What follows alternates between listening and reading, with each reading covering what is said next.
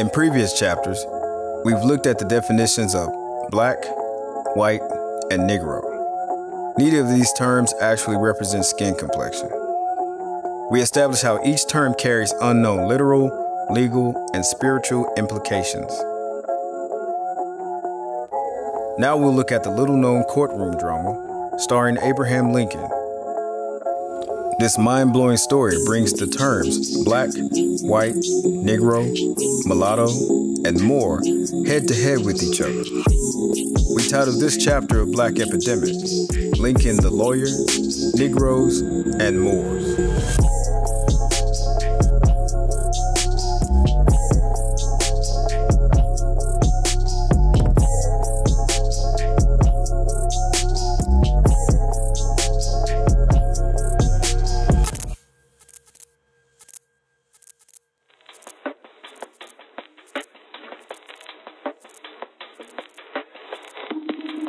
When Lincoln borrowed a book he didn't like, chronicles the events which transpired in the William Dungy case.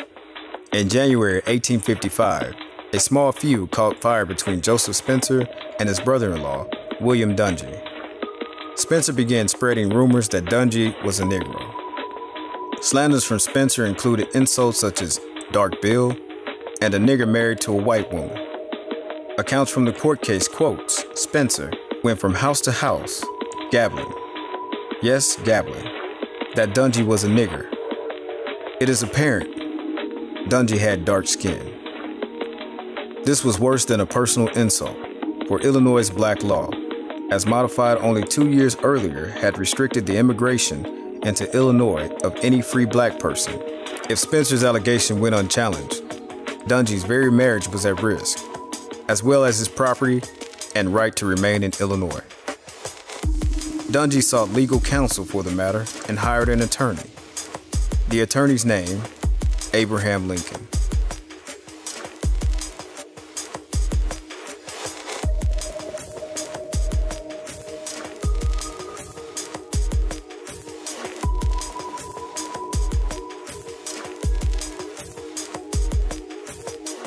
FYI, Lincoln, Clifton H. Moore, and the presiding judge, Judge David Davis, were all close friends.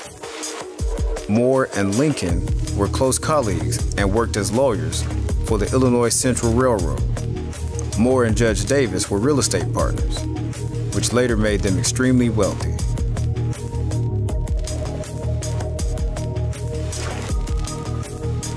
When eventually the trial commenced before a jury in the Circuit Court of DeWitt County, Lincoln laid out his case with skill and simple eloquence. Lincoln then declared, "My client is not a Negro. Though it is a crime to be a Negro, no crime to be born with black skin. But my client is not a Negro. His skin may not be as white as ours, but I say he is not a Negro, though he may be a Moor." Lincoln's final punchline reveals the obvious correlation between so-called Negroes, dark complexion, and Moors. Judge Davis was scarcely able to restrain a smile as he interrupted, "Mr. Lincoln, you mean a M-O-O-R, not M-O-O-R-E? Well, Your Honor, Moore, not C-H Moore," Lincoln replied. This no doubt caused some laughter, but was Lincoln simply unable to resist a pun? Or did he enable the jurors to consider the difference between a Negro and a Moor? When did Lincoln learn the difference? Everyone involved in this story had a common knowledge of so-called Negroes and Moors. This includes Lincoln, his client Dungy, Spencer, his attorney C.H. Moore, Judge Davis, every member of the jury, and even the author of the essay being quoted. Much like today, the only ones who didn't have this knowledge were the so-called Negroes or black people of the time. Everyone knows who you are, except you. This is another crucial factor of the black epidemic we will dig into later. After Judge Davis instructed the jury, they retired and in a few moments returned with a judgment against Spencer, ordered to pay Dungy $600 in damages and $142.90 in court costs. Not only did Lincoln win the case, he left us an invaluable clue to the so-called blacks' true identity. Do a web search for Huffington Post, Abraham Lincoln and more. You'll find a Huffington Post article entitled, "Before He Was President, Abraham Lincoln and the Man Who Refused to Be Called Negro." Read the entire story, as it also discusses the Dungy versus Spencer case. It does an amazing job of dealing with many of the factors covered within this chapter.